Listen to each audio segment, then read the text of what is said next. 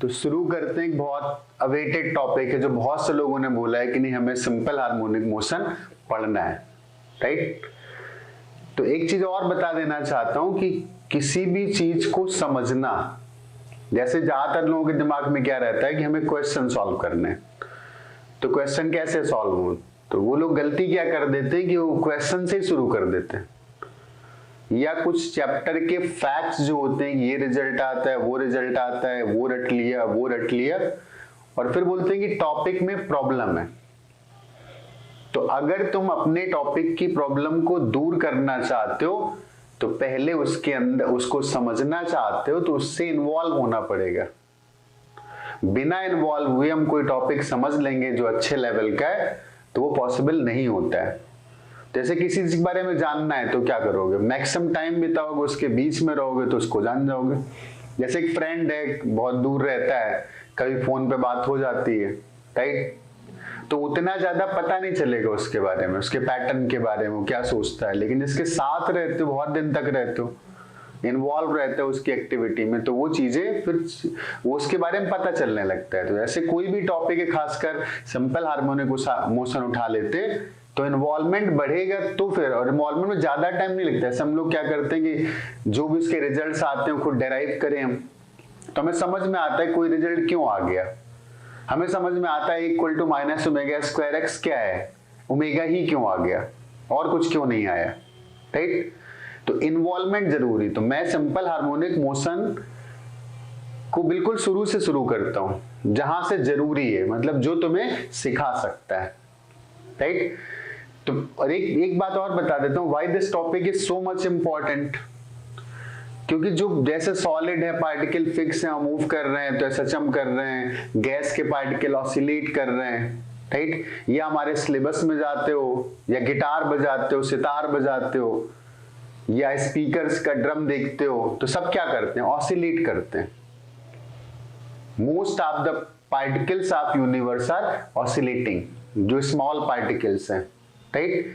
अब जैसे गैस है, ऑक्सीजन गैस है, तो उसके मॉलिक्यूल ऑसिलेट कर रहे हैं, तो इंपॉर्टेंस इसलिए बढ़ जाता है। ऐसे अल्टरनेटिंग करंट की बात करते हो तो अल्टरनेटिंग करंट में क्या होता है, करंट ऑसिलेट करती है, साइनोसॉइडल फंक्शन होता है। वेव पढ़ते हो तो वेव में क्या होता है, मीडियम के बहुत सारे पार्टिकल सिंपल हार्मोनिक मोशन कर रहे होते हैं। तो इसकी बहुत सारी एप्लीकेशन, और जो एप्लीकेशन हैं, जरूरतें हैं, तो वो चीज अपने आप ही इंपॉर्टेंट हो जाएगी। और ये उन सब चीजों का बेसिक्स है कि अगर हमें सिंपल हार्मोनिक मोशन का अच्छा आइडिया है तो फिर हमें वेव्स का भी अच्छा आइडिया है, हमें साउंड वेव का, हम लोग जो बोल रहे हैं ना, जो तुम्हारे पास आवाज आ रही है, तुम्हें क्या लग रहा है, तुम्हारे और स्पीकर के बीच में जो मीडियम है उसका एक एक पार्टिकल एसएचएम कर रहा है, और एसएचएम करके वो आवाज तुम्हारे कानों तक पहुंचा रहा है। फिर तुम्हारे कानों के पर्दे के बगल में पार्टिकल है, वो पर्दे पर वाइब्रेट करके तुम्हारे पर्दे को हिलाए चला जा रहा है डिफरेंट फ्रीक्वेंसी के साथ। उसका तुम्हारे कान उसका सेंस कर लेते हैं कि ये डिफरेंट फ्रीक्वेंसी, ये फ्रीक्वेंसी, ये वो फ्रीक्वेंसी है। तो हम लोग बहुत बुरी तरीके से घिरे हैं। हाँ, एक और बात, एसएचएम दिखते नहीं। अगर ये पेन है तो इस पेन के पार्टिकल एसएचएम कर रहे हैं, इसको मैं हिट कर देता हूं तो ये पार्टिकल एसएचएम करते हैं, राइट। हम बोल रहे हैं तो सिंपल हार्मोनिक मोशन है, कौन कर रहे हैं, गैसियस मीडियम के पार्टिकल्स कर रहे हैं। तो ये समझ में आता है कि इतनी वाइड वैरायटी ऑफ एप्लीकेशन है, इसकी इतनी ज्यादा जरूरत है। हमारे आसपास की जो दुनिया है वो एसएचएम से जस्टिफाई हो रही है, बहुत सारे फिनोमिना एसएचएम से कर रहे हैं, राइट। जैसे इलेक्ट्रोमैग्नेटिक वेव्स की बात करते हैं तो वो भी साइनोसॉइडल फंक्शंस होते हैं, वो भी सिंपल हार्मोनिक मोशंस होते हैं। This is not merely limited to some x equal to a sin omega t। x कुछ भी हो सकता है, कैपेसिटेंस भी हो सकता है, राइट। x कुछ भी हो सकता है, that can be current, that can be electric field, that can be a magnetic field. कितनी बात समझ में आती। तो ये सारी बातें मैंने इसलिए करी है कि तुम्हें पहले इस टॉपिक का इंपॉर्टेंस पता चले, क्योंकि जब टॉपिक का इंपॉर्टेंस पता होता है तब लगता है कि नहीं इसको पढ़ा जाना चाहिए। तो किसी भी टॉपिक को पढ़ने का भी अपना एक तरीका है। ऐसा नहीं कि हमने रैंडमली कुछ उठाया और शुरू कर दिया। मैंने बोला एसएम की इक्वेशन, मैंने बोला सबसे पहला पार्ट होता है उसमें इन्वॉल्व होना। इन्वॉल्व होने, सवाल लगाने बहुत टाइम लगते, बहुत सारे सवाल हम लोग लगाते हैं। इन्वॉल्वमेंट के लिए छोटा सा टाइम होता है, 1 घंटे 2 घंटे 3 घंटे किसी भी टॉपिक के लिए, कि हमने उसकी प्रॉपर कॉन्सेप्ट को पढ़ा, उसकी प्रॉपर थ्योरी को पढ़ा, फिर जो रिजल्ट्स आए थे उन रिजल्ट्स को हम लोगों ने डेराइव करा। तो डेराइव करने के प्रोसेस में समझ में आ जाता है कि एक्चुअली वो चैप्टर है क्या। तो मैं ऐसे ही पढ़ाता हूं और मैं ऐसे शुरू करूंगा और ऐसे में सिखा भी देता हूं, राइट। हाँ, अगर तुम फॉलो करते हो तो तेरा, मेरा तो कुछ नहीं जाता, अगर नहीं करते तो तेरा घाटा, राइट। तो अगर करोगे तो तुम्हारा फायदा है, नहीं करोगे तुम्हारा घाटा। मेरा दोनों बातों में कुछ नहीं जाता। ओके, स्टार्ट करते हैं। सिंपल हार्मोनिक मोशन के पहले कुछ और, ये एक टाइप के पीरियोडिक मोशंस होते हैं। तो पहले हमें समझना पड़ेगा कि व्हाट आर पीरियोडिक मोशंस। तो पीरियोडिक मोशन सभी को पता है कि अगर कोई मोशन ऐसे हो रहा है कि रेगुलर टाइम इंटरवल के बाद वो अपने आप को रिपीट करने लगता है। मान लो मैं ऐसे चलता रहता, सोच रहा हूं कुछ, फिर वापस जाता हूं, राइट, फिर वापस जाता हूं, ऐसे में 1 घंटे तक चलता रहता हूं। तो मेरा मोशन कैसा हो गया? पीरियोडिक। मैं एक फिक्स इंटरवल के बाद अपने उसी पाथ को रिपीट भी कर रहा हूं और उन्हीं वेलोसिटीज और उन्हीं स्पीड्स और उन्हीं एक्सेलरेशन के साथ रिपीट कर रहा हूं। ये बात बहुत इंपॉर्टेंट है पीरियोडिक मोशन की। अगर पीरियोडिसिटी है तो हर चीज में होनी चाहिए। तो बताओ कि नहीं ये चीज पीरियोडिक है यहाँ पर, राइट। तो कोई मोशन अगर अपने आप को एक रेगुलर टाइम इंटरवल के बाद रिपीट करता है तो ऐसे मोशंस को क्या बोलते हैं हम लोग? ऐसे मोशंस को बोलते हैं पीरियोडिक मोशंस, राइट। अब एक टर्म आता है ऑसिलेटरी मोशंस। क्या है? तो जैसे नाम ही बोला था कि हम लोग ऑसिलेशंस पढ़ रहे हैं।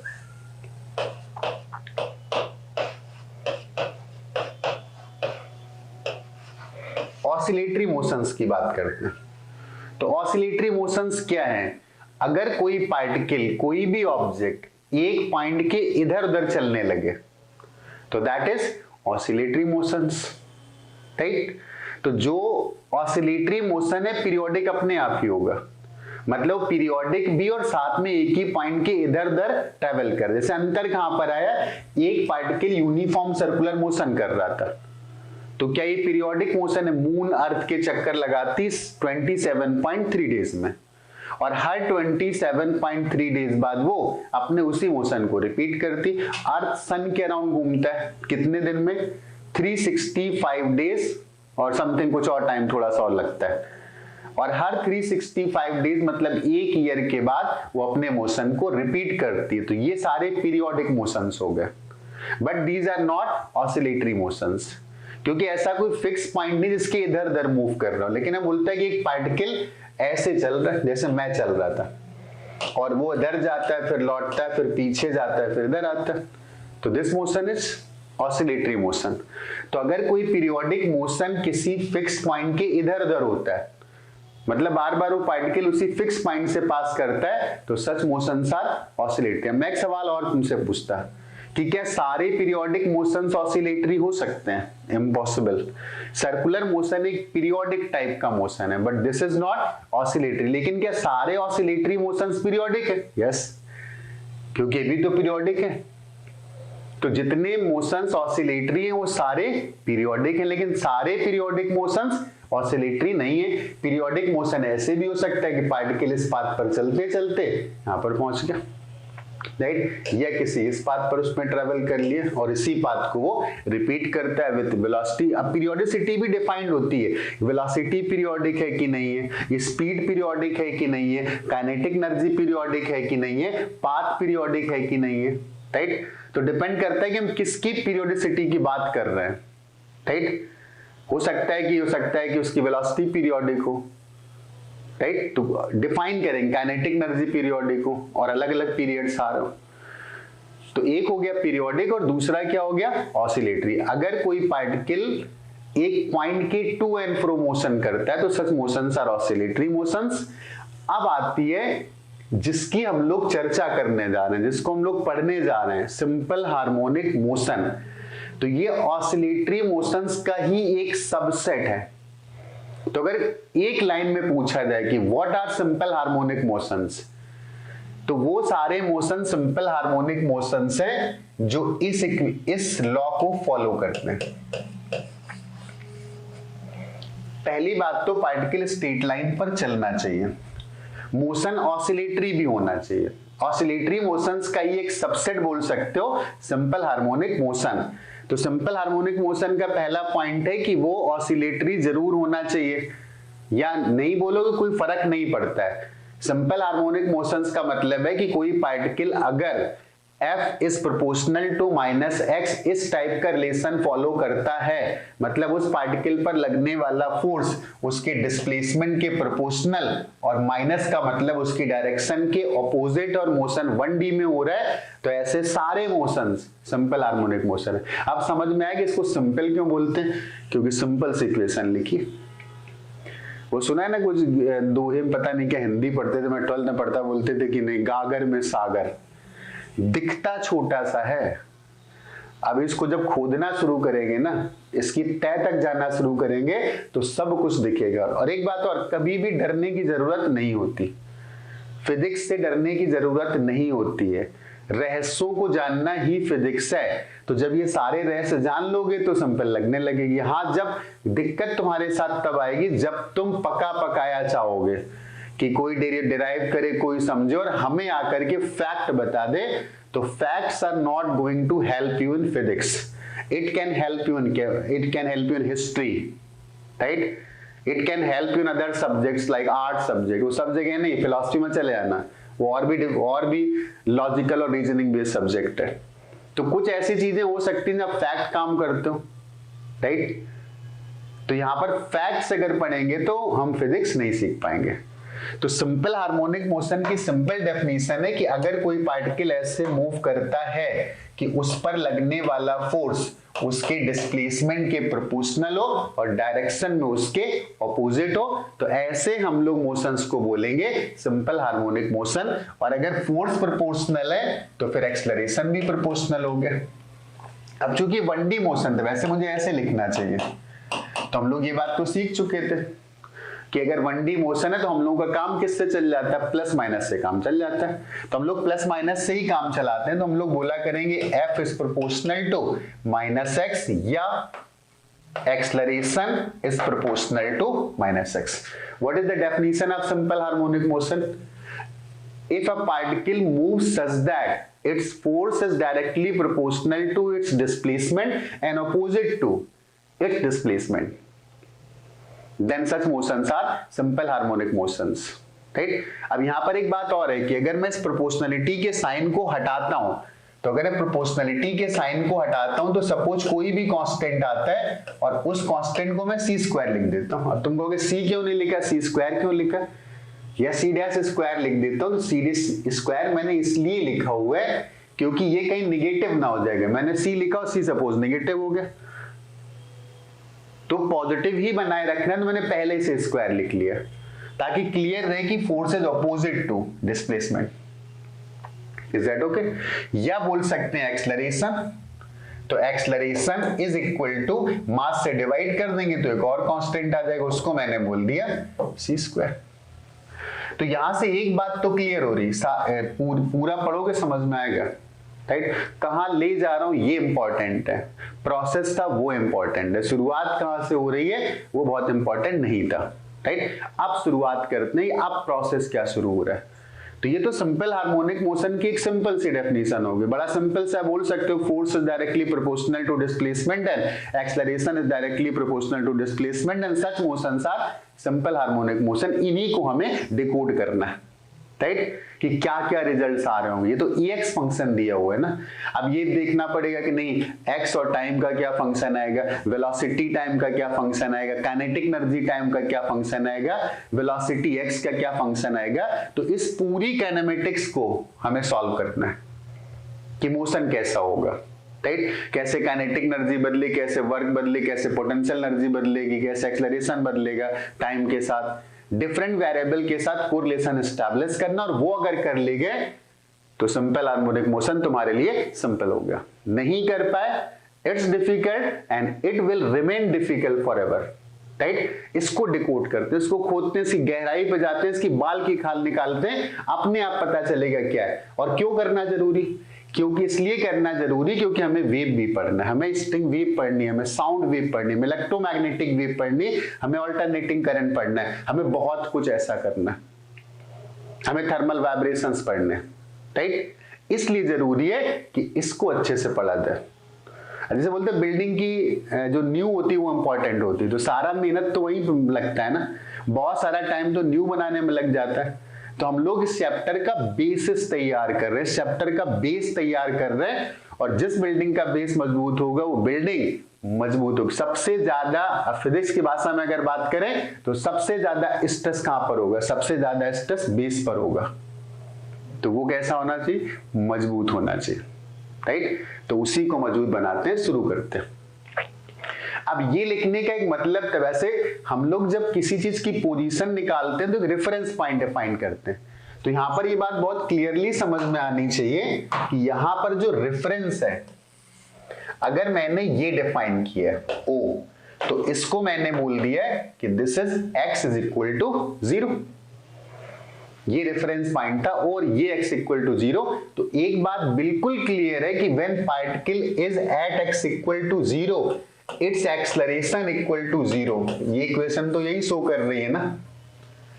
इस इक्वेशन के लिखने का मतलब है कि जो हमने रेफरेंस डिफाइन किया था, वैसे रेफरेंस बदल के भी सवाल पूछता है, उन पे भी आएंगे कि मेजरमेंट तो मेरी चॉइस है ना, मैं कहां से मेजर कर रहा हूं, मैं 10 मीटर पीछे से मेजर कर रहा हूं, तो इसी x इक्वल टू 0 को मैं बोल दूंगा x इक्वल टू 10। लेकिन फिलहाल जो मैंने इक्वेशन लिखी तो वहां पर मैंने रेफरेंस डिफाइन किया है जहां पर फोर्स की वैल्यू 0 आ रही है। इसी को बोलते हैं सेंटर ऑफ ऑसिलेशन। तो दिस इज, बहुत से लोग और नाम रखते हैं इसका, तो दिस इज कॉल्ड, एक एक बात को क्लियर करते हुए चलना है, this is centre of oscillation, centre of simple harmonic motion. सारे मेजरमेंट यहीं से करते हैं, या बोलते हैं इक्विलिब्रियम पोजीशन। तो इक्विलिब्रियम पोजीशन पर जो फोर्स की वैल्यू होती है, उस फोर्स की वैल्यू होती है 0।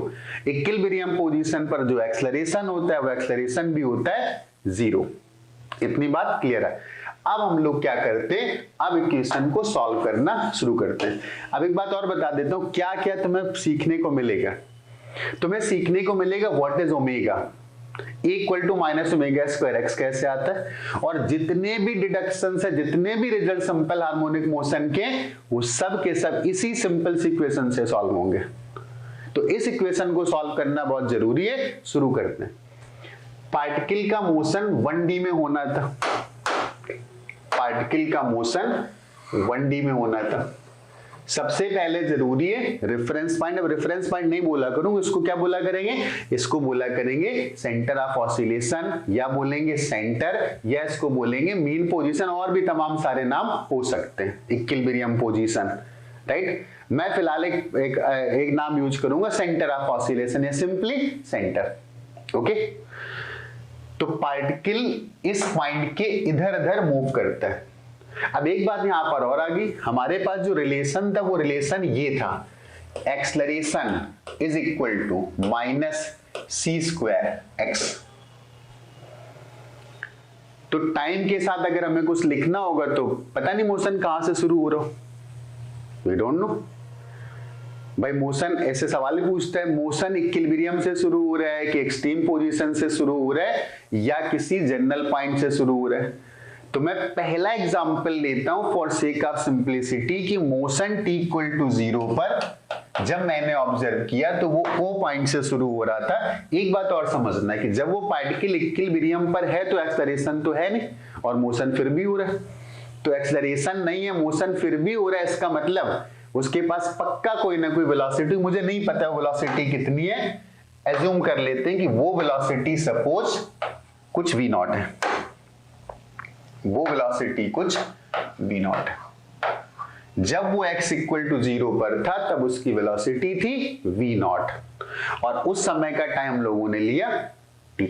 अब ये जाएगा, सपोज यहां पर पहुंचा, और जब यहां पर पहुंचा तो ये था एक जनरल टाइम t, और इस समय इसके पास कोई जनरल सी वेलोसिटी होगी, उसको हम लोगों ने बोल दिया v के इक्वल है, और इस समय इसकी पोजीशन होगी x is equal to x। मतलब पार्टिकल x इक्वल टू 0 से स्टार्ट किया, टाइम t इक्वल टू 0 था, उस समय उसकी वेलोसिटी v0 थी, कुछ भी रहे मुझे भी ये सब निकलेगा, v0 कितना होगा, मैक्सिमम होगा नहीं होगा, वो इक्वेशन सॉल्व करने पर सब कुछ निकाल के दे देगा अपने आप, राइट। और फिर हमारे पास बाकी तरीके तो बने ही रहते हैं ना, इसको यूज नहीं करेंगे और सब वैसे भी निकाल लेंगे हम लोग, राइट। बहुत सिंपल सिंपल टेक्निक्स होंगी, छोटे छोटे पॉइंट्स होंगे, एरिया अंडर द कर्व सब कुछ करके हम लोग सारे रिजल्ट वैसे भी निकाल लेंगे, लेकिन ये सॉल्व करना बहुत जरूरी, राइट। तो t इक्वल टू टी पर पहुंचा है, हम इन जनरल बात करते हैं, तो इस समय जो इक्वेशन होल्ड कर रही होगी पार्टिकल के मोशन हमेशा होल्ड करेगी, that is equal to minus omega square minus c, अभी ओमेगा बोल दिया क्योंकि मुझे तो पता है क्या रिजल्ट आना है, तुम्हें पता होगा, लेकिन अभी हमें कुछ नहीं पता है, हम लोग ये मानते हैं हम कुछ जानते ही नहीं है, हमारा काम इसको सॉल्व करना है। इस इक्वेशन को सॉल्व करने के प्रोसेस में ए को हम लोग लिख देते हैं, that is dv upon dt। किसी मोमेंट t की बात कर रहे हैं तो t मोमेंट पर जो एक्सेलरेशन था उसकी वैल्यू भी a थी, तो एक्सेलरेशन को डिफाइन कैसे करते हैं, एक्सेलरेशन को डिफाइन करते हैं dv अपॉन dt, ओके। तो this is equal to minus c square into x. अब बात समझना, इस पूरी डिफरेंशियल इक्वेशन में एक तो वेलोसिटी है, दूसरा टाइम है और तीसरा एक्स है, तो तीन तीन है, दो में अगर कन्वर्ट हो जाए तो बहुत सिंपली सॉल्व हो जाएगा। तो दो में कन्वर्ट करने के लिए थोड़ी सी ट्रिक लगाते हैं, और वो ट्रिक कोई बहुत बड़ी नहीं है, और ये ट्रिक कभी कभी कई कई जगह पर बहुत अच्छे से काम करते हैं, इसके बिना काम भी नहीं चलता है। ये dt हमें डिस्टर्ब अगर कर रहा था तो हम लोग क्या करते हैं, इस dt को उड़ा देते हैं, राइट। तो dt उड़ाएंगे तो हम यहां पर एक dx से मल्टीप्लाई कर देते हैं और उसी dx से डिवाइड कर देते हैं। तो अगर हम लोग dt उड़ा देंगे तो पहले प्लान कर लेते हैं क्या मिलेगा, हमें मिलेगा vx रिलेशन, और vx रिलेशन में v को हम लोग लिख देंगे dx अपॉन dt, तो ये x और t फंक्शन आ जाएगा। डिफरेंशियल इक्वेशन जो आएगी वो किसमें आएगी, x और t में आएगी, उसको इंटीग्रेट कर लेंगे तो xt फंक्शन आ जाएगा, जो सबसे इंपॉर्टेंट है, वही निकालना मेन पर्पज है, और बाकी इसके बाद डिसाइड करेंगे क्या क्या करना है, बहुत कुछ करना है, राइट। तो ये dx अपॉन dt को हम लोग क्या लिख सकते हैं, dx अपॉन dt को लिख सकते हैं v, और dv अपॉन dx, और इस dx को उठा के ले चलते हैं राइट साइड पर। तो एक x तो पहले से ही लिखा हुआ था, एक x पहले से लिखा था, और एक ये dx भाई साहब को हम लोग राइट साइड पर ले गए, राइट, नो प्रॉब्लम। अब हमारी डिफरेंशियल इक्वेशन दो वेरिएबल्स में हो गई है, लेकिन हम लोगों के जब हम लोग डिफरेंशियल इक्वेशन सॉल्व करते हैं तो लिमिट्स भी होती है, तो हमारा मोशन यहां से स्टार्ट हुआ था, इस जगह से स्टार्ट हुआ था, और इस जगह पर हम लोगों ने ऑब्जर्व किया था। Is that okay, right. चलो और आगे बढ़ते हैं, इसी को इंटीग्रेट कर देते हैं। अब c तो कांस्टेंट है, बाहर ही निकाल देते हैं, यहां लिखोगे फिर बाहर निकालोगे फिर इंटीग्रेशन लगाओगे, पहले बाहर निकाल देते हैं। जब मोशन शुरू हुआ था तो v कितना था, मैंने पहले मुझे नहीं पता क्या था क्या नहीं था, मैक्सिमम था मिनिमम था कुछ ना कुछ v नॉट। तो मोशन शुरू होने पर जो वेलोसिटी थी वो v नॉट थी, और जब मोशन शुरू हुआ था तो हम लोगों ने सिंपलिसिटी के लिए इसको बोल दिया था x इक्वल टू 0, कि हम लोग x इक्वल टू 0 शुरू करते हैं। वैसे एक सजेशन और होगा कि मैं x इक्वल टू 0 शुरू करूंगा, जब समझ जाओगे तो इस क्वेश्चन को एक बार x equal to x naught से भी शुरू करके सॉल्व करना, एकदम चीजें परफेक्ट हो जाएंगी, समझ में आ जाएगा what is simple harmonic motion, right. तो हम लोगों ने अभी शुरुआत करी तो हम लोग x इक्वल 0 थोड़े इक्वेशन सिंपल आएंगे बस इसके लिए, अदरवाइज हम लोग एक्सट्रीम शुरू कर सकते हैं, कहीं और शुरू करते, अभी तो कुछ पता नहीं एक्सट्रीम तक जाएगा कि नहीं जाएगा, कि चलता ही चला जाएगा। अभी मुझे कुछ तुम्हारे पिक्चर बन रही होगी, सिंपल हार्मोनिक मोशन है तो टू एंड फ्रो होगा, एक्सट्रीम तक जाएगा, हमें कुछ नहीं पता है। It's just equation and we have to solve this equation. वो रिजल्ट खुद बताएंगे कहां तक जाएगा, कहां तक आगे जाएगा, कहां तक पीछे चलते ही रहेगा, रुकेगा, क्या क्या होगा, वो सब उसका काम, मैथमेटिक्स का काम है, हम लोग बाद में डिड्यूस करेंगे। तो x इक्वल टू 0 से कहां तक गया, x is equal to x तक, और वेलोसिटी पहले थी v नॉट और बाद में जनरल वेलोसिटी को हम लोगों ने मान लिया v। इतनी बात क्लियर हो गई। x dx का इंटीग्रेशन तो ऑलमोस्ट सभी को पता होगा, तो x dx का इंटीग्रेशन होता है x स्क्वायर बाई 2, तो इसका इंटीग्रेशन आ जाएगा v square upon 2, lower limit v naught upper limit v, and this is equal to minus c square, और x dx का इंटीग्रेशन आ जाएगा x square upon 2, lower limit 0 और अपर लिमिट कितना था x था। तो ये 2 और 2 तो हो गए कैंसिल, राइट, 2 और 2 कैंसिल हो गए। अपर लिमिट पुट करेंगे तो ये बन जाएगा v square, lower limit put करेंगे तो v नॉट स्क्वायर। अपर पहले पुट करते हैं, फिर माइनस साइन लगाते हैं, फिर लोअर लिमिट पुट करते हैं। राइट साइड पर यही काम करते हैं तो minus c square, upper limit put करेंगे तो एक्स स्क्वायर और लोअर लिमिट पुट करेंगे तो 0 आ जाएगा। तो ये इतना आ गया, ठीक। तो यहां से हमें v स्क्वायर की वैल्यू मिल गई, v naught square minus c square x square. कुछ लोग कुछ याद आ रहा होगा, नहीं याद आ रहा है? v equal to omega root a square minus x square, यहीं से आएगा बाद में। मैं कुछ मतलब यहाँ से कुछ कर नहीं रहा, लेकिन उसी टाइप का दिख रहा है। मतलब यहाँ से ओमेगा स्क्वायर कॉमन आएगा, फिर ए स्क्वायर बचेगा, तो पक्का v नॉट की वैल्यू ये ओमेगा आ रही होगी, लग रहा होगा, है ना।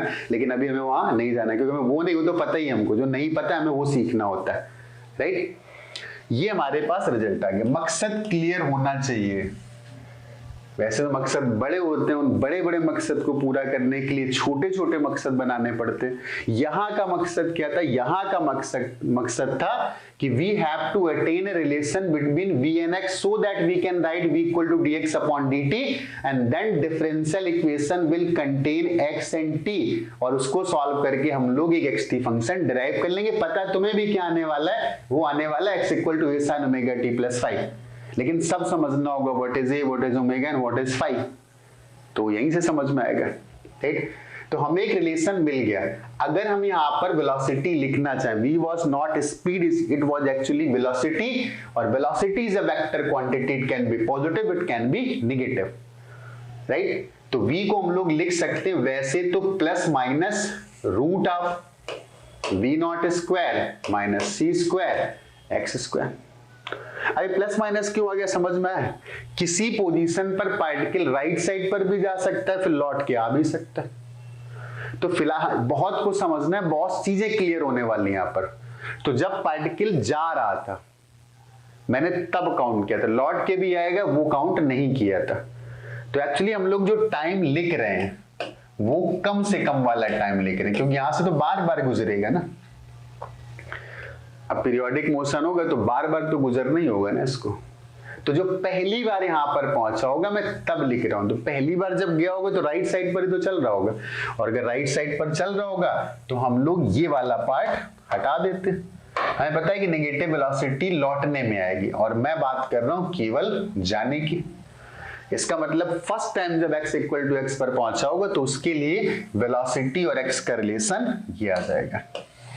यहां तक कोई दिक्कत नहीं है, दिक्कत कहीं नहीं होती, चीजें वही गड़बड़ होती हैं जो नहीं आती है। नहीं आती डिफिकल्ट लगता है, आती तो सिंपल लगता है। तो थोड़ा सा सिंप्लीफाई हो गया, सीधे यार ax लिखा था और हमको xt निकालना था, तो हम लोग थोड़ा एक स्टेप आगे मूव कराएं। क्या? अब हमारे पास vx है, vx को सॉल्व कर लेंगे तो हमें xt मिल जाएगा।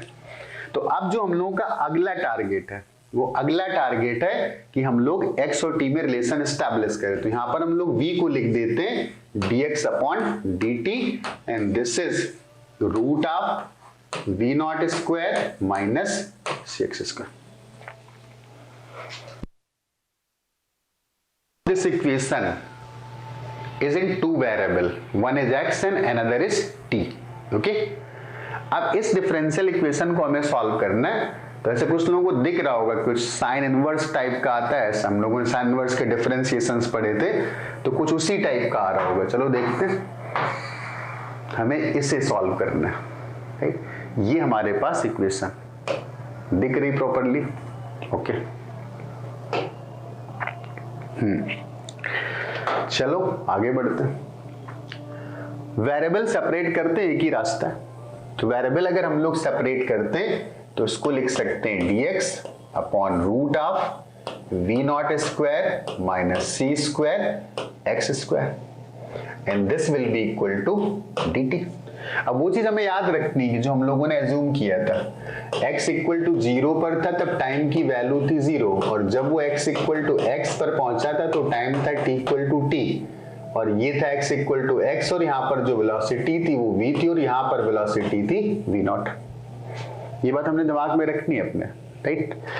इसे सॉल्व करना है तो एक ही तरीका, इंटीग्रेट कर दो। जब मोशन स्टार्ट हुआ था तो टाइम कितना था? 0, और जब हमने अगली बार ऑब्जर्व किया तो टाइम कितना था t, इसका मतलब लोअर लिमिट 0 और अपर लिमिट t के इक्वल हो गए। इनको हटा देते, ठीक है। जब मोशन स्टार्ट हुआ था तो हम लोगों ने अपनी सिंप्लिसिटी के लिए x इक्वल टू 0 से स्टार्ट किया था और इन जनरल कहां पर पहुंचा दिया था, x is equal to x तक पहुंचा दिया था। इतनी बात क्लियर हो गई। अब पार्ट है इसको इंटीग्रेट कैसे करा जाए, इसको सॉल्व कैसे करा जाए। तो उसके लिए हमको पता होना चाहिए कुछ एक साइन इनवर्स का डिफरेंशिएशन पता होना चाहिए, राइट। और उसी टाइप का लिखा हुआ, मतलब हमें एक इंटीग्रेशन का फॉर्म ये पता होना चाहिए, integral 1 upon root of a square minus x square dx। तो पहले तो इस फॉर्म का हम लोग लिख लेते हैं, राइट। तो इस फॉर्म में अगर हम लोग लिखते हैं तो उसको हम लोग ऐसे लिख देते हैं, integral dx upon root of, इससे मैं c स्क्वायर बाहर निकाल रहा हूं तो v naught upon c square और minus x square. c square बाहर निकालूंगा तो रूट से बाहर निकलेगा तो वो c हो जाएगा। लिमिट्स पर कोई भी फर्क नहीं पड़ेगा। Integral dt 0 to t। अब ये शायद वही फॉर्म लिखा हुआ है, integral dx upon root of a square minus x square, right. तो थोड़ी देर तो पहले रिकॉल करो कि यार इसका इंटीग्रेशन क्या आता है, राइट। पॉज करो और सोचो कि इसका इंटीग्रेशन क्या आता है, क्योंकि इंटीग्रेशन वैसे ही बहुत इंपॉर्टेंट है, राइट। चलो सोचो, सोच लिया, ओके। इसका इंटीग्रेशन चेक करना, सही सोच रहे हो गलत सोच रहे हो। इसका इंटीग्रेशन आता है साइन इनवर्स x अपॉन ए। इसका इंटीग्रेशन आता है साइन इनवर्स x अपॉन ए। तो फिर मुझे बता सकते हो कि इस पार्ट का इंटीग्रेशन क्या आएगा। ध्यान सुनना, हम लोगों ने यहां पर एक तो 1 अपॉन सी बाहर लिखा था, ए की जगह लिखा हुआ v naught upon C.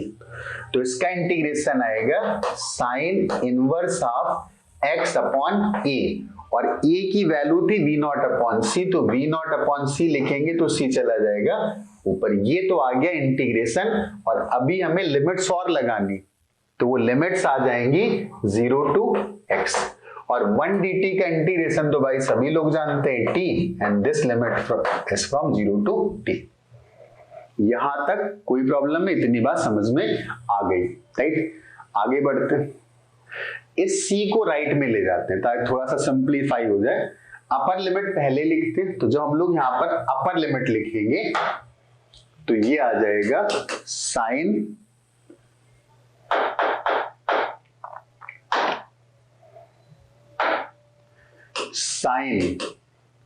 Inverse of, upper limit x था तो cx अपॉन v नॉट, और c को हम राइट में ले गए, और लोअर लिमिट लिखेंगे तो ये आ जाएगा साइन इनवर्स 0।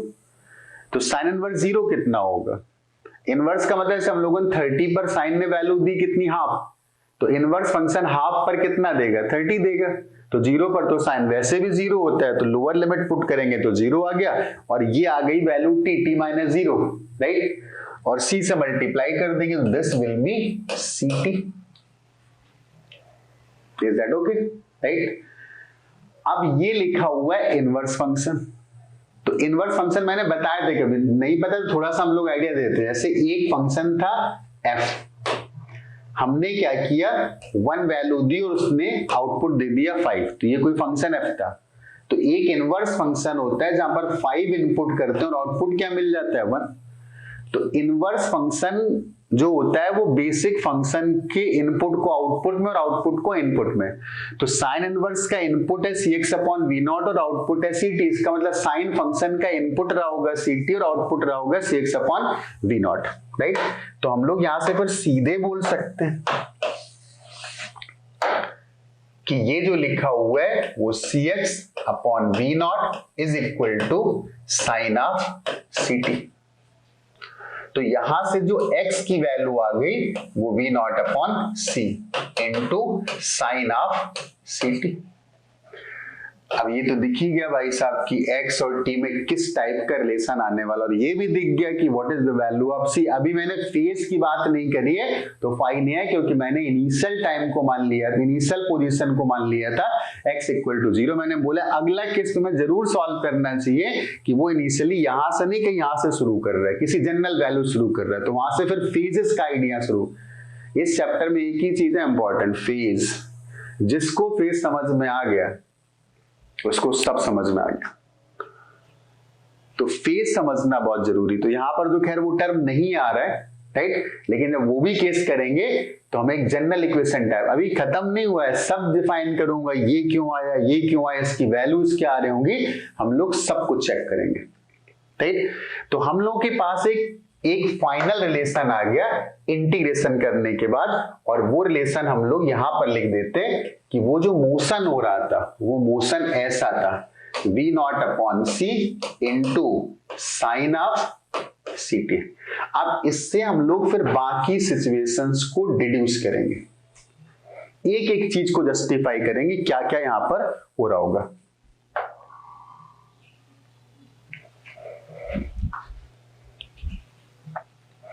आई थिंक दिख रहा होगा अभी भी, ओके। तो हम लोग के पास ये रिलेशन आ गया। अब यहां से एक चीज को नोटिस करना, अब जिस भी चीज को चाहो तो शुरुआत से शुरू कर सकते हो। हम लोग पहले साइन फंक्शन पर आ जाते हैं। एक बात और, वेव्स पढ़ना है, सिंपल हार्मोनिक मोशन पढ़ना है, तो ये दो चीजें बड़ी इंपॉर्टेंट है, एक साइन और एक कॉस। तो इसका परफेक्ट आइडिया हमें होना चाहिए, राइट। अब जरा इस फंक्शन पर आते हैं कि टाइम के साथ क्या क्या होगा। तो ऐसे साइन का ग्राफ पता होता है, आई होप तुम्हें पता होगा। तो साइन का ग्राफ अगर हम लोग बनाते तो वो ग्राफ कुछ ऐसे आता है, इस तरीके से, ये साइन एक्स और ये एक्स, इस टाइप का हम लोगों का साइन का ग्राफ आता है, ओके।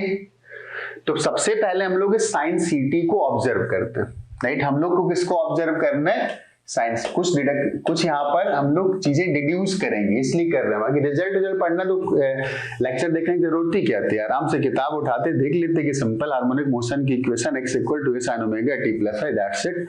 और इतने में तुम्हारा सब कुछ हो जाना चाहिए। होता नहीं है तो वही होने लगे, इसलिए सारा खेल किया जाता है, अंडरस्टैंडिंग डेवलप हो, उसके इन्वॉल्वमेंट हमारा बढ़े, राइट। इसके बारे में स्टडी करते हैं। Time is progressive. प्रोग्रेसिव का मतलब वो हमेशा आगे बढ़ता है। प्रोग्रेसिव का मतलब होता है कभी रुकता भी नहीं, चलते ही रहता है, हमेशा अपनी वैल्यू को बढ़ाता रहता है। घड़ी कभी उल्टी चला सकते हो लेकिन टाइम आगे जाएगा। तो टाइम इज प्रोग्रेसिव, इसका मतलब टी सी टी तो बढ़ता रहेगा। स्टार्ट जब हम लोगों ने किया था, तो टी था 0, तो सी टी भी कितना हो गया, 0। एक एक बात को समझना। इसके बाद टाइम बढ़ता जाएगा, टाइम बढ़ता जाएगा, तो सीटी की वैल्यू भी टाइम के साथ बढ़ती चली जाएगी। मतलब ये वैल्यू कभी फिक्स नहीं होगी, रुकने वाली भी नहीं, ये तो चेंज होता चला जाएगा हमेशा और बढ़ता रहेगा। तो एक बात चेक करते हैं कि स्टार्ट तो हुआ था t इक्वल टू 0 से, टाइम t इक्वल टू 0 से हम लोगों ने मोशन स्टार्ट करा था। तो सीटी बढ़ते बढ़ते किस टाइम पर, मान लेता हूं t1 टाइम पर, π/2 हो जाएगा। मैंने ऐसा क्यों बोला, ये 0 था, ये π/2 था, ये पाई था, ये 3π/2 है, ये 2π है, एंड सो ऑन। तो ये पीरियोडिक वैल्यू है, अपने आप को बदलती रहेगी, राइट। तो मैं ये जानना चाहता हूं कि किस टाइम पर इस फंक्शन की, इस ct की वैल्यू π/2 हो जाएगी, क्योंकि उस समय फंक्शन हो जाएगा मैक्सिमम। तो ct1 equal to π/2, this implies t1 is equal to π/2c, right. फिर मैं ये भी जानना चाहता हूं कि कितनी देर बाद इसकी वैल्यू पाई हो जाएगी, मान लेता हूं t2 टाइम बाद, तो ct2 इज इक्वल टू पाई। तो यहां से जो t2 की वैल्यू आ गई वो π/c के इक्वल आ गई। फिर मैं ये भी जानना चाहता हूं कि कितनी देर बाद ये 3π/2 हो जाएगा, तो वो टाइम भी लिख देते हैं। t3 टाइम बाद जब ये 3π/2 होगा तो this is 3 pi upon 2c। मैं ये भी जानना चाहता हूं कि कितने टाइम बाद ये 2 पाई हो जाएगा, तो वो टाइम भी आ गया t4 and that time is 2 pi upon c। t equal to 0 से मोशन शुरू हुआ, t इक्वल टू 0 से मोशन शुरू हुआ, यहां से t1 टाइम में इसकी वैल्यू हो गई पाई बाय 2, t2 टाइम मतलब पाई बाय c टाइम बाद इसकी वैल्यू हो गई पाई, इस वैल्यू को देख रहे हैं हम लोग। फिर इसके बाद t3 टाइम बाद इसकी वैल्यू 3 पाई बाय 2, इसके बाद 2 पाई बाय c के इक्वल। ओके, अब ध्यान से देखना, इस वाले time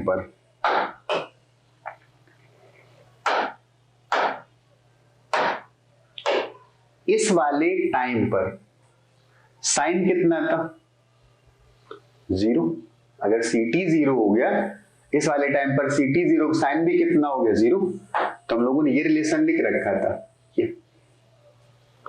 v naught upon c sine ct। इसका मतलब ये टर्म होगा 0, तो x भी कितना होगा 0। तो यहां पर मैं एक बात बोल सकता हूं कि यहां पर x की वैल्यू कितनी आ जाएगी 0। ये तो हमको पहले ही पता था ना, हमको पहले से ही पता था कि जब हमने मोशन स्टार्ट किया था तो उस समय पार्टिकल x इक्वल टू 0 पर था। अब इस टाइम की बात और करते हैं, तो इस टाइम बाद कहां पर पहुंच जाएगा, तो इस टाइम पर ct1 की वैल्यू कितनी है पाई बाय 2, तो ct की वैल्यू अगर पाई बाय 2 तो साइन कितना हो गया, वो तो 1 हो गया, और 1 हो गया, इसका मतलब x की वैल्यू कितनी आ गई v नॉट अपॉन c। कुछ चीजें मैं डिड्यूस करनी, आगे मजा आएगा, सुनते रहना। इसके बाद इस टाइम पर बात कर लेते हैं, तो ये ct की वैल्यू आ गई पाई, तो ct पाई होगा तो साइन कितना हो गया 0 हो गया, तो यहां से x की वैल्यू कितनी आ गई, यहां से x की वैल्यू 0 आ गई। फिर ये वाली वैल्यूज अगर पुट करते तो यहां से कितना आ जाता, अगर हम लोग ct की वैल्यू 3 पाई बाय 2 लिखते तो साइन की नेगेटिव वैल्यू आती, तो यहां से जो x की वैल्यू आ जाती वो minus v naught upon c के इक्वल आ जाती, राइट। थोड़ा सा इसको ऊपर खिसका देते हैं, जब ct for 2 पाई लिखेंगे तो 2 पाई पर साइन तो 0 होता है, और 2 पाई पर साइन अगर 0 होता है तो यहाँ पर x की वैल्यू कितनी आ गई, x की वैल्यू आ गई 0। कुछ समझ में, 0 t इक्वल टू 0 पर वो इक्विलिब्रियम पर था, फिर t1 टाइम बाद वो जो भी टाइम था पाई अपॉन 2c। तो सब कुछ यहां से सुनते रहना, केवल इतने टाइम बाद वो v नॉट बाई c पर पहुंच जाएगा, और इतने टाइम बाद ही साइन फंक्शन अपनी मैक्सिमम वैल्यू ले गया। इस समय साइन फंक्शन अपनी मैक्सिमम वैल्यू पर होगा, और साइन फंक्शन अगर अपनी मैक्सिमम वैल्यू पर होगा तो x भी अपनी मैक्सिमम वैल्यू पर होगा, और अगर x अपनी मैक्सिमम वैल्यू पर है और ये वो मैक्सिमम वैल्यू, इसका मतलब ये लिखा हुआ amplitude. What is this, amplitude लिखा हुआ, ओके। तो यहां से हमें ये पता चल गया कि amplitude is equal to v naught upon c. अभी सी पता नहीं हमको, व्हाट ये कौन सा कांस्टेंट था, अभी निकालेंगे, इसको भी निकालेंगे, बट हमें एक बात पता चल गई, v naught equal to into c. वैसे तो मैं दिख रहा होगा कि ए ओमेगा आने वाला है, तो एम्पलीट्यूड आ गया वी नॉट अपॉन सी। चाहो तो इस इक्वेशन को आप एक डिफरेंट फॉर्म में लिख सकते हो, और वो ऐसे लिख सकते हो, राइट। अब मैं इस इक्वेशन को लिख सकता हूं, x is equal to a sine of c t. एक फॉर्म तक हम लोग पहुंच गए, x equal to a sine c t, क्योंकि ये v नॉट अपॉन सी क्या था, this was actually maximum value of x achieved, उसी को बोलते हैं हम लोग एम्पलीट्यूड। अभी में ये भी नहीं पता है कि व्हाट एक्चुअली c इज, वो भी पता चलेगा। फिर वापस इसी डिस्कशन में आते हैं, इसी डिस्कशन, ध्यान सुनना। जब टाइम की वैल्यू 0 थी तो पार्टिकल कहां पर था, इक्विलिब्रियम पर था। जब टाइम की वैल्यू 0 थी तो पार्टिकल यहां था। जब टाइम t1 था तो पार्टिकल यहां पर पहुंच गया, क्योंकि t1 टाइम पर हम लोगों ने ct को माना था पाई बाई 2, तो साइन हो गया, मैक्सिमम एक्सट्रीम पर पहुंच गया। फिर अगला टाइम आया t2, मतलब पार्टिकल ऐसे गया होगा, t2 टाइम में फिर पहुंच गया x इक्वल टू 0 पर, तो यहां पर आ गया। और फिर अगला टाइम लोगों ने t3 लिया तो वो पहुंच गया यहां पर, इस जगह पर पहुंच गया। फिर अगला टाइम लिया t4 और वापस यहीं पर आ गया। इसके बाद साइन अपनी वैल्यूज को रिपीट करना शुरू कर देगा। इसका मतलब रेपिटेशन का टाइम पीरियड क्या है, t4 टाइम पर पार्टिकल पूरा चक्कर लगा के वहीं आ चुका है। t4 टाइम पर पार्टिकल पूरा चक्कर लगा के वहीं आ चुका है। आगे गया t1 टाइम में, जब टाइम t2 हुआ तो वहीं वापस आ गया, लेकिन वेलोसिटी उल्टी हो गई। फिर t3 हुआ तो यहां पर पहुंचा, फिर t4 हो गया, फिर यहां पर पहुंचा। इसके बाद फिर से वैसे मोशन शुरू होना है। तो यहां से एक बहुत इंपॉर्टेंट रिजल्ट आ गया। क्या रिजल्ट आ गया? This t4 is time period of this motion. इतने टाइम बाद मोशन ने अपने आप को रिपीट कर लिया। तो मैं इसको t4 नहीं लिख देता हूं, चूंकि टाइम पीरियड है, तो इसको मैं लिखूंगा capital T, and capital T is equal to 2 pi upon C। जिनको मजे लूटने तो मजे हैं, लेकिन उसके लिए फिजिक्स की सोच जरूरी है। T equal to 2 pi upon C, then C is equal to 2 pi upon T। इसी को हम लोग बोलते हैं angular frequency. Actually angular frequency बोलने का रीजन बता देता हूं। मान लो सर्किल में कोई चल रहा होता, 2 पाई का चक्कर लगाता वो, राइट, और t टाइम में लगाता, तो मैं बोलता कि ये 2 पाई एंगुलर वेलोसिटी उसकी आ जाएगी 2 पाई अपॉन T, इसीलिए इसको बोल दिया जाता है ओमेगा। बट इसका नाम एंगुलर वेलोसिटी यहाँ होता नहीं, क्योंकि यहाँ पर कोई एंगुलर मोशन तो हो नहीं रहा है, तो वहीं से लेकर के इसको बोल देते this is actually angular frequency. This is angular frequency कि एक चक्कर लगाने का टाइम था t, राइट। तो 1 सेकेंड में कितने चक्कर लगा रहा होगा, तो ये आ गया 2 पाई का एंगल कवर करेगा। तो समझ में आ गया कि what is c actually. c actually is omega, and if c is omega, now redefine all the equations. हम लोग कहां पर थे भाई? गायब हो गया। हम लोगों ने कहां पर, ये रिलेशन था, इसको मैंने यहां पर लिखा था, इधर आना था। Okay, x is equal to a sine of, और c का मतलब क्या था? ओमेगा था। अब एक बात और भी लिखते हैं, व्हाट वाज एक्चुअली, हम लोगों ने किसको माना था? ए हम लोगों ने माना था that is maximum displacement, and that is called amplitude v naught upon c। और अब की बार तो हमें c की वैल्यू पता चल गई, कितना? ओमेगा। और ये v नॉट था, तो v नॉट की वैल्यू हमें और मिल गई, कितना? ये ओमेगा। तो जो हम लोगों ने एक्चुअली वेलोसिटी मानी थी, वो वेलोसिटी थी v नॉट, और वो है कितनी? A omega. And this is called maximum velocity. अब तुम कहोगे मैक्सिमम कैसे बोल दिया? क्योंकि पार्टिकल इक्विलिब्रियम पर था, राइट साइड पर जा रहा था, और फोर्स हमेशा डिस्प्लेसमेंट के ऑपोजिट है, तो वो केस रिटार्डेशन का है, तो स्पीड घटती चली जाएगी और इसीलिए लौट करके वापस आता है। इसका मतलब इक्विलिब्रियम पर जो वेलोसिटी है, जो स्पीड है, वो मैक्सिमम है। तो सिंपल हार्मोनिक मोशन में जो मैक्सिमम स्पीड आएगी, वो मैक्सिमम स्पीड आएगी v equal to a omega, where a is the amplitude. Now